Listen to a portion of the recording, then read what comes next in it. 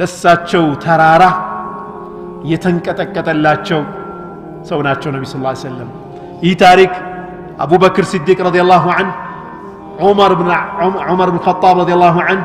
ዑስማን ብን አፋን ረዲየላሁ ዐንሁ ከነብዩ ዐለይሂ ሰላቱ ወሰላም ጋር ኡሁድ ተራራ ላይ ተቀመጡ ሲቀመጡ ኡሁድ ተንቀጠቀጠ ዑለማዎቹ ምን ይላሉ طربا لفرحه ነው አሉ ከደስታው ብዛት ነው አሉ የደስታ ነው አሉ ማረግረጉ ማለት ነው اثبت يا احد አሉት ነብዩ ሰለላሁ ዐለይሂ ወሰለም አንተ احد ወይ ተረጋጋ ጽና ان عليك نبي وصديق وشهيدان ነብያችን ሰለላሁ ዐለይሂ ወሰለም አንተ ላይ እኮ ነብይና